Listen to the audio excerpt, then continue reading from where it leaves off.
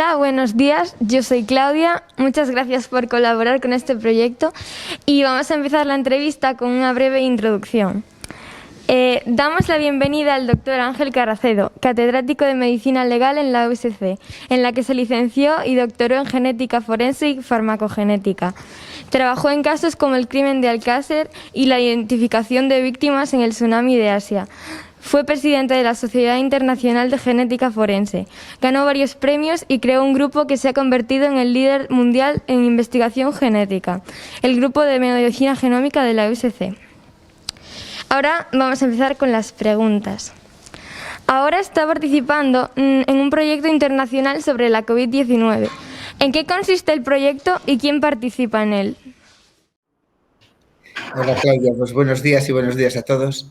La verdad que un placer muy grande estar con vosotros y siento que no poder estar presencialmente, pero la verdad que siempre es un gusto. Sí, mira, tengo un proyecto grande de COVID-19 que coordino. Es un proyecto, yo me dedico a la genética, es un proyecto que tiene que ver con la genética de las personas. El objetivo es intentar averiguar por qué algunas personas, como veis, tienen la infección por coronavirus, pero algunos prácticamente no tienen síntomas, son asintomáticos. Esto tiene mucho que ver con la edad, pero también muchos mayores son asintomáticos. En cambio, otras personas tienen una COVID severa, acaban en la UCI, muchos se mueren, tienen complicaciones distintas. Y sabemos que esto en parte es el tipo de virus y la carga viral, pero que una parte muy importante la tiene también la genética del individuo, cómo es cada uno. Y eso es lo que nosotros podemos averiguar. Y por eso en este proyecto,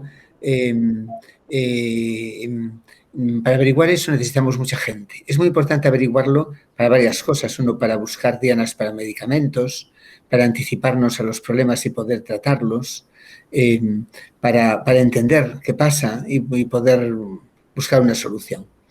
Y para averiguar el componente genético de algo tan complicado, hace falta muchísimos pacientes y muchísimos análisis genéticos. Y para eso hay que hacer consorcios. En nuestro consorcio participan casi unos 100 centros de España y de Latinoamérica, hospitales y centros de investigación. Y hemos recogido, pues, en estos centros unos 20.000 pacientes aproximadamente de España y estamos acabando de recoger unos 7.000 de Latinoamérica. En cada uno, en los 20.000 de España, lo que hemos analizado ha sido 1 millón de marcadores genéticos en cada uno. O sea, unos 20.000 millones de marcadores genéticos. Es como si analizáramos una letra por cada página del libro del genoma. En cada persona analizamos una letra por un millón de hojas. Y eso en cada persona. Y después comparamos unos y otros. De qué hoja depende, de qué letra depende que uno tenga COVID más severa, o cuál es la causa, de qué depende el tromboembolismo. Y la verdad que ya lo estamos acabando. Encontramos cosas muy, muy interesantes. Encontramos que hay una zona de cromosoma 3 y otra de cromosoma 21 que tiene mucha importancia en las complicaciones y en la severidad para COVID, pero mucha, mucha importancia. Sabemos que en otras poblaciones que no son europeas es un poco diferente.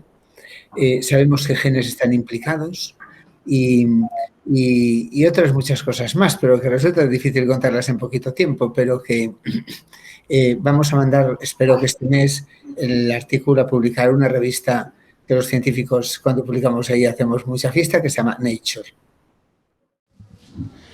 Hablando de ese mismo proyecto, ¿cómo se puede utilizar este proyecto para que de algún modo se evite otra ola o pandemia de otro coronavirus? No sirve para eso. Sirve para entenderlo. Quizá el conocimiento siempre es bueno porque te permitirá entender cosas de relación virus con el huésped que no entendemos. Pero lo que sí serviría, por ejemplo, sería para priorizar grupos de riesgo. Sabemos que hay gente que tiene más riesgo genético que otra. Si sabemos cuáles son, a esos habría que vacunarlos antes, porque no solo es la edad, sino que también esto importa.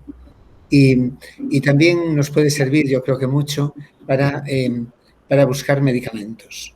Que ya veis que las vacunas están funcionando, pero medicamentos no estamos encontrando medicamentos específicos buenos para la COVID.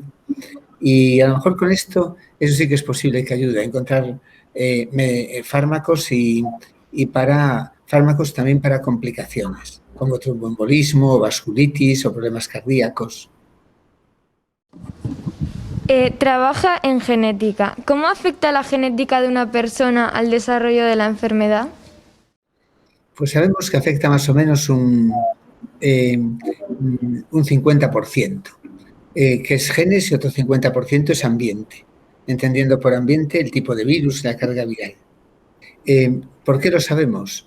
Porque en el mundo hay registros de gemelos univitelinos, de gemelos auténticos. Sabéis que son gemelos que, claro, no sé si tenéis alguno por ahí, que seguro que sí, que en todos los institutos hay algunos gemelos que son idénticos.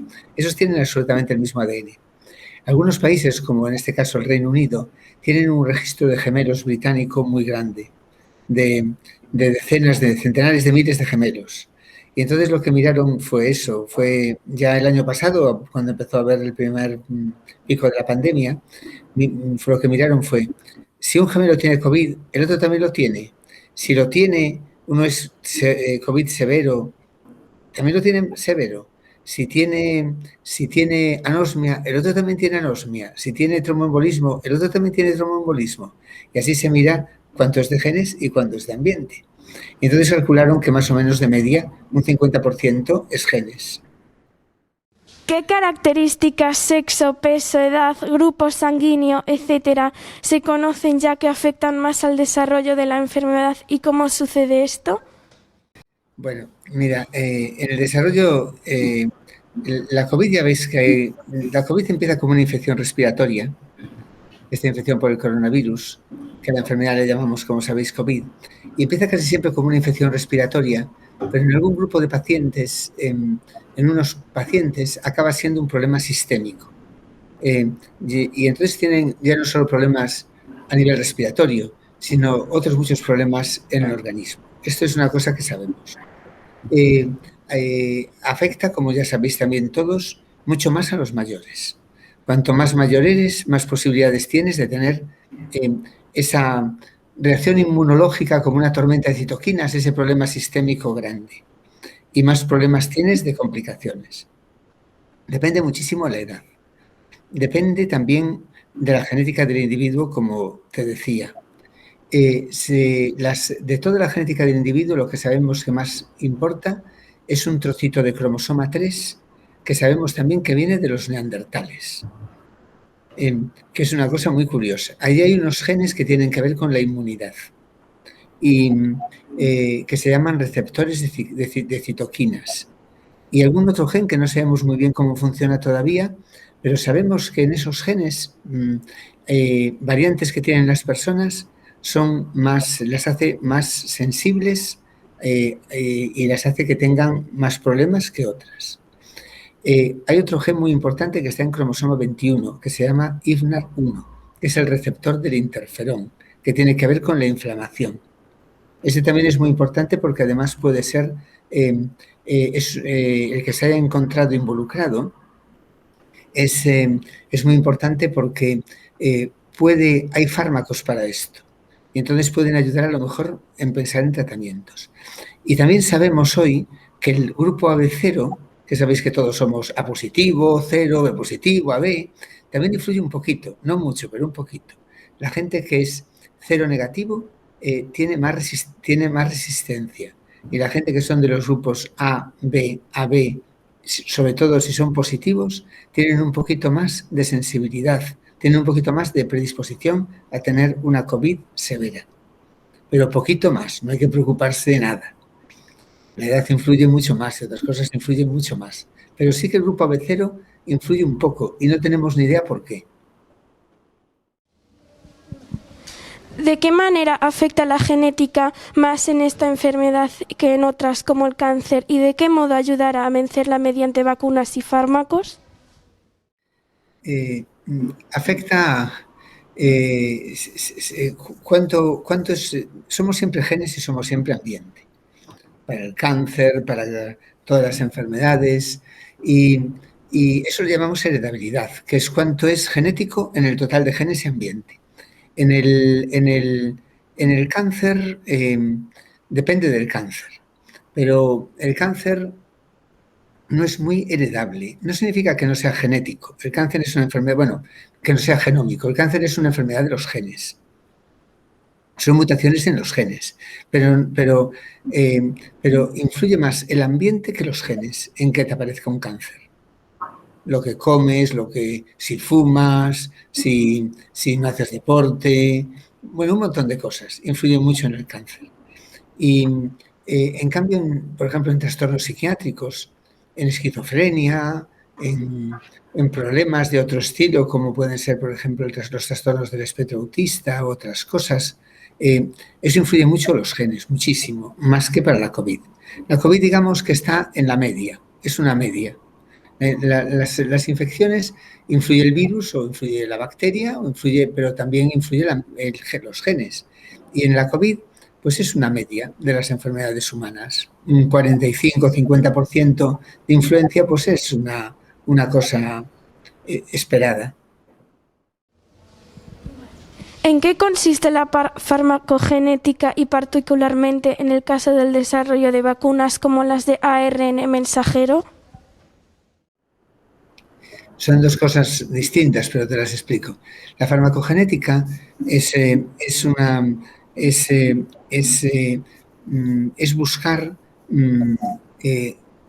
biomarcadores genéticos, es decir, letras, en definitiva, que te condicionan la respuesta a fármacos, tanto la eficacia como los efectos secundarios.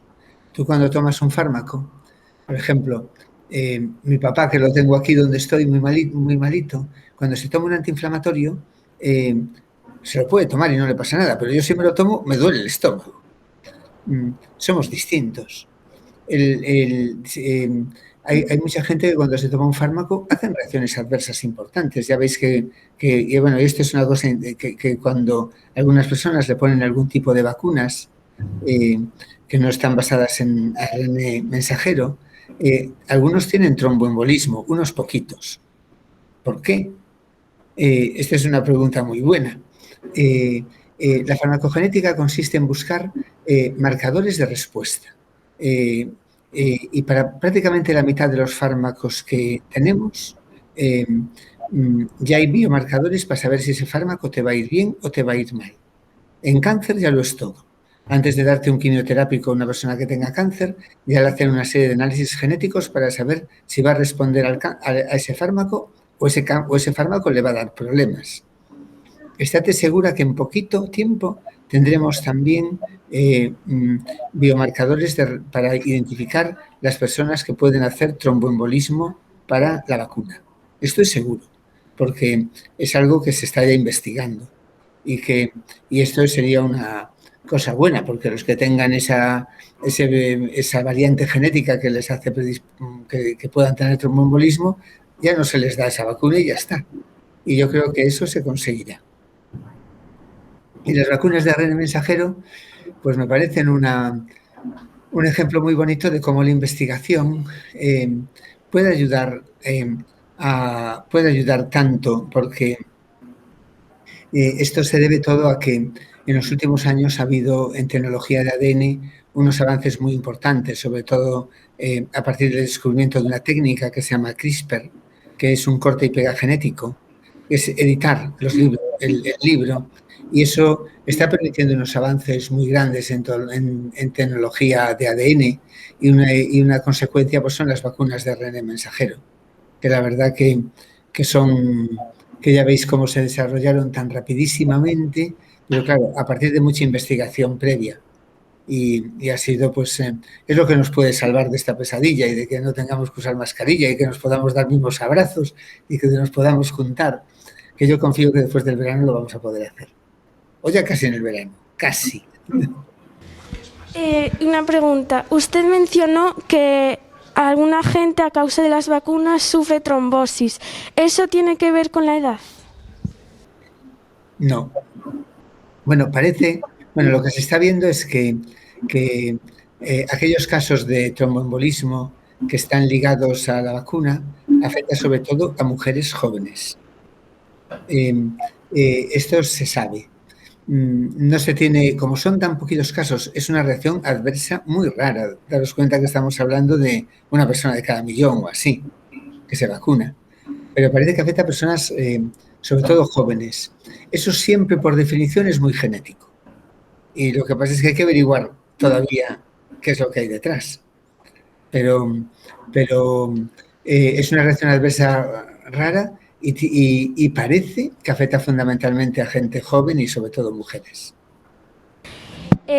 ¿Cuáles son las diferencias entre la vacuna de ARN mensajero y la de adenovirus y por qué es más eficaz la de Pfizer que la de AstraZeneca? Bueno, son desarrollos completamente distintos de vacunas. Cuando empezaron, sobre todo las grandes farmacéuticas como AstraZeneca o como Pfizer o como son grandes empresas farmacéuticas y rápidamente se pusieron a desarrollar vacunas y algunas optaron, como fue el caso de Pfizer y de Moderna, por una tecnología completamente nueva que era la basada en RNA mensajero, aunque había evidencias. O sea, se la jugaron un poco, mientras que los otros adoptaron una estrategia un poquito más clásica, utilizando adenovirus de animales o adenovirus modificados, que son virus de catarro que le quitas los genes que te producen catarro. Y es una idea, una línea un poquito más clásica. Ya se sabía que se iban a tener una eficacia de alrededor porque se habían desarrollado para otras cosas, bastante buena, pero no buenísima. La gran innovación fueron las vacunas de ARN mensajero, que la verdad que es una idea estupenda, porque básicamente consiste en que es la propia célula, las propias células del organismo, las que fabrican una proteína del virus específica de ella y entonces esto permite poder atacarlas. Y la verdad que se han demostrado que son muy eficaces. En eficacia ya ves que tienen más del 90%, que es una eficacia muy, muy alta. Y aún por encima se ha demostrado que tienen menos efectos adversos. O sea que la verdad que ha sido un éxito muy grande para las compañías que hicieron esa apuesta. Aunque es cierto que también se arriesgaron más, fueron más innovadoras. Y en la innovación pues les vino el éxito. Y la verdad que es posible que sea también un antes y un después y que ahora a partir de ahora vaya a haber muchísimas más vacunas y tratamientos basados en ARN mensajero. ¿Por qué cree que no están todos los laboratorios haciendo la vacuna de ARN mensajero de forma masiva para acabar con el coronavirus más rápidamente? Hacer una vacuna y hacer un medicamento lleva tiempo y una inversión de dinero muy, muy grande. Tú haces un diseño, haces una apuesta y pones ya unos mecanismos de producción masiva y eso es muy costosísimo. Y no es del día a la mañana que AstraZeneca pueda decir me olvido de lo que diseñé y voy a hacer otro diseño.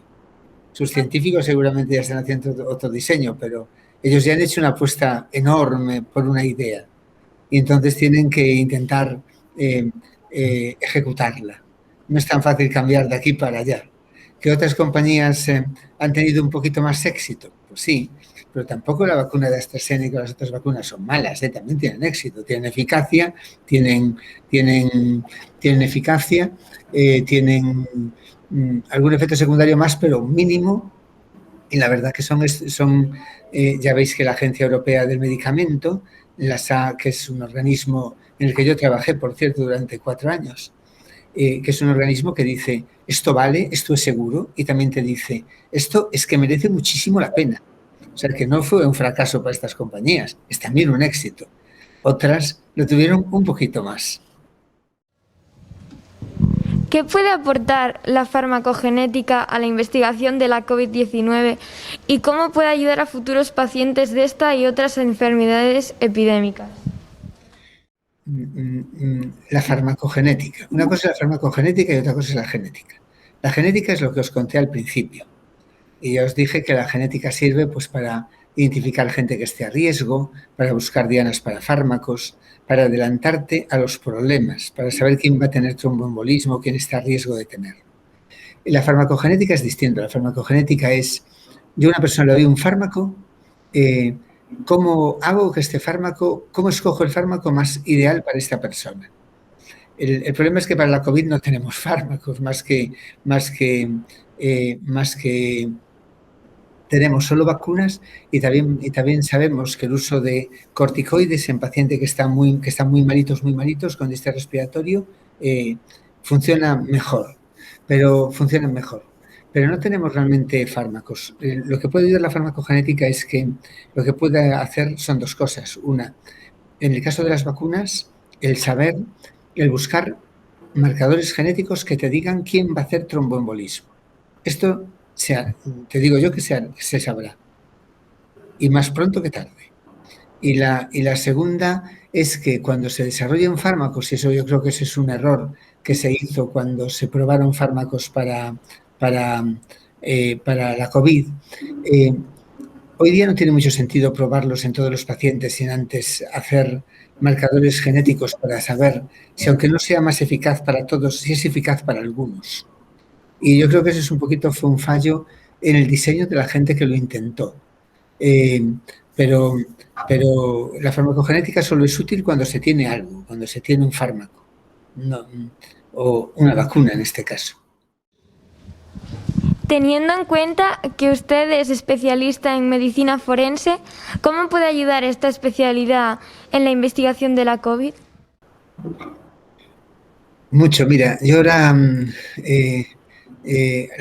yo me dedico a la genética y la genética forense no mucho, pero también me dedico a la medicina legal, a la medicina forense. Ahora soy el presidente de una academia que se llama la Academia Internacional de Medicina Legal, que ahora hay un congreso muy grande a nivel mundial de la sociedad que presido yo. Y si te digo, hay como 500, se presentan como 500 trabajos científicos, 200 son de COVID. ¿Y por qué?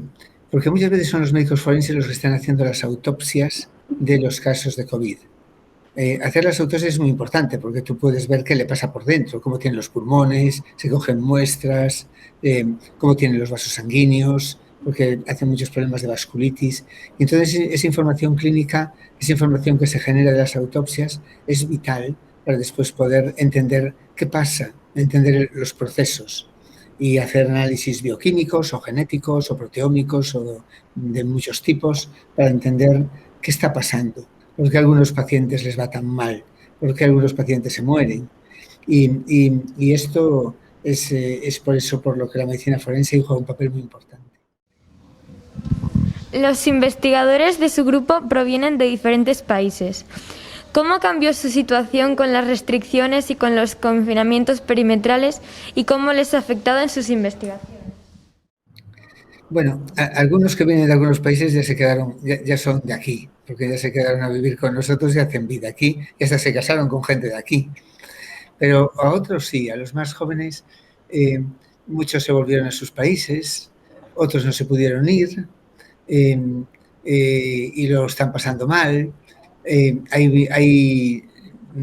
Sí, afectó bastante. Las restricciones de la movilidad para los investigadores que son de fuera, les ha sido un hándicap muy importante. Tengo, por ejemplo, portugueses que, mira, Portugal está ultra cerrado. Ya no digamos los de países latinoamericanos. Tengo un italiano que está al borde del ataque de nervios. O sea, hay mucha gente que lo llevó mal porque, claro, esto no es fácil. Y muchos, además, se han quedado allí, no han podido venir. Ha repercutido en todo lo que es la dinámica de nuestro grupo. Aparte de la movilidad, ¿cómo ha afectado la pandemia a la investigación, sobre todo a los jóvenes investigadores y a su ritmo de trabajo? Bueno, con la COVID hubo una cosa buena y otras malas. La buena que que las buenas fue que hubo mucho dinero para investigar en COVID. El dinero de investigación siempre es competitivo, pero los mejores proyectos pudieron ser financiados. Después hubo otra cosa buena, creo yo, que es que la gente se dio cuenta de la importancia de la investigación. Un ejemplo son las vacunas de ARN mensajero, que son un ejemplo clarísimo de un triunfo de la investigación previa realizada.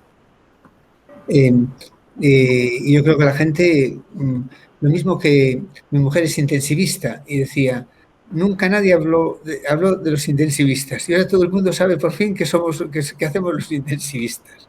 Aquí es cierto. Y le pasó lo mismo pues a los investigadores, de repente cobraron más valor. Cosas, en cambio, que no fueron buenas, que se dificultó la vida normal. No podíamos estar gente en el laboratorio, teníamos que hacer turnos, había que teletrabajar mucho más, algunos experimentos se enlentecieron por culpa de eso. Falta también un poquito el día a día, la interrelación, el contacto físico, el hablar, que aunque ahora estamos siempre conectados en un ordenador, no es lo mismo que poder tomarte una cerveza con otros investigadores de otros países, yo que sé, ir a Oxford y coger un matemático y un bioinformático y tal, y tomarte una cerveza y discutir un problema. Esto no lo haces tan fácil con una teleconferencia. Y bueno, cambió esto un poquito, pero bueno, es para bien y para mal. Y desgraciadamente tampoco cambió mucho la situación de los investigadores, pero bueno, espero que todo esto de que se haya puesto en valor sirva para que los investigadores tengan mejores condiciones aquí en España, porque hay mucha diferencia con otros países. Como científico, ¿qué piensa de las informaciones falsas que hay por la red y de opiniones de negacionistas como Miguel Bosé? Una cosa que a mí me preocupó mucho, no solo un montón de locos negacionistas y gente absurda, sino también a veces una interpretación de los medios de comunicación errónea de la estadística, de la información. Sí que creo que es un problema de educación, creo que es un problema de cultura. Por eso le concedo tanta importancia a la educación, que la gente sea capaz de entender, que sea capaz de entender lo que es el método científico, por ejemplo, entender el mundo que nos rodea, analizar críticamente las noticias o lo que dice gente como Miguel Bosé. Esto es una cosa que es importantísima, pero no se arregla. Esto viene conectado a que no haya ignorancia en el mundo.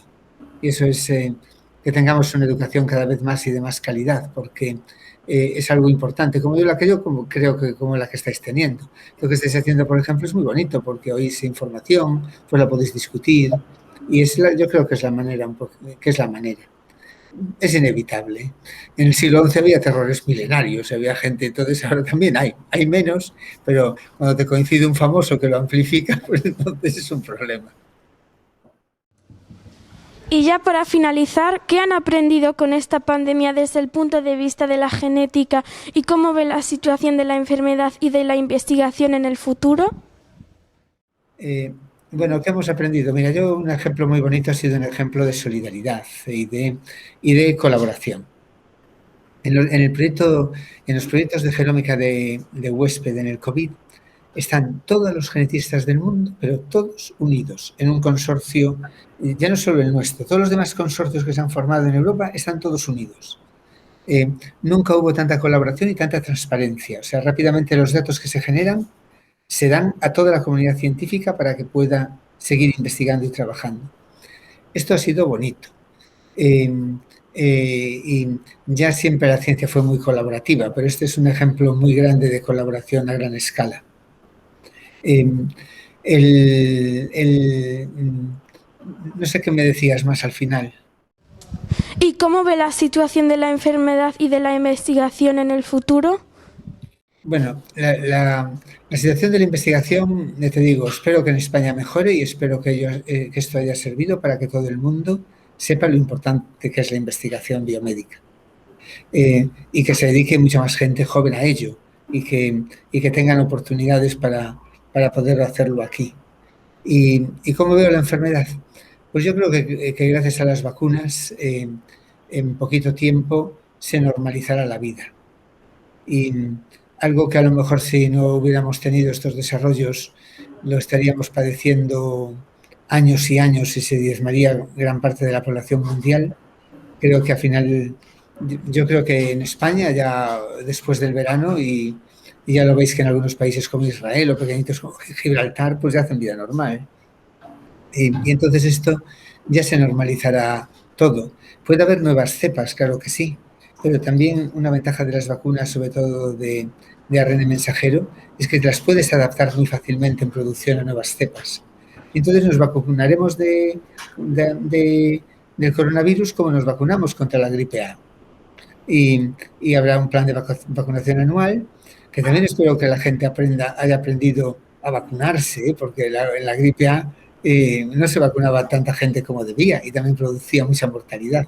Este año no, porque no hubo, porque lo de las mascarillas fue también es un engorro, pero también previene, obviamente, contactos e infecciones. Ya para la última pregunta, ¿cómo cree que desde los centros educativos se pueden fomentar las vocaciones científicas, sobre todo en las chicas? Bueno, yo creo que ahora las chicas son grandísimas científicas y ya las hubo en la historia, pero en el futuro van a ser todas científicas, porque ¿sabéis cuántas chicas tengo yo en mi grupo? El 90% son mujeres, el 90%, que se dice pronto. Y además buenísimas, que te mueres, que son con una capacidad de investigación, pero sí que es cierto que tenía que haber más. ¿Cómo se puede fomentar? Pues no sé, con lo que estáis haciendo, con venir a los laboratorios a verlo, que donde sois muy bienvenidos y ver cómo trabaja la gente, con ir a los congresos científicos, también los chicos, para ver qué hacen los científicos ahí reunidos y cómo están. Yo creo que esta es una cosa que la vi en Seúl, que aluciné. En Seúl organizó una vez un congreso, justo el que va a haber ahora en Ginebra, que os contaba, el anterior fue en Seúl. Y entonces era sorprendente para mí que en todas las conferencias y todavía pasaban chicos de vuestra edad en grupitos por el medio del congreso. Y entonces veían cómo era un congreso, cómo discutían los científicos. Yo creo que esta es la manera un poquito de hacerlo y fomentar la curiosidad y entender que lo bonito que es buscar el porqué de las cosas o el porqué de las enfermedades. Y no lo sé, a mí desde luego me parece muy divertido y muy bonito, pero también hay otras muchas cosas, lógicamente, en la vida. Pero sí que yo creo que cosas como las que estáis haciendo ponen en valor la investigación y seguro que sale alguna vocación científica en todo ese grupito de gente que estáis ahí. Muchas gracias por colaborar con nosotros en este proyecto y ya hemos terminado la entrevista. Muchas gracias a vosotros.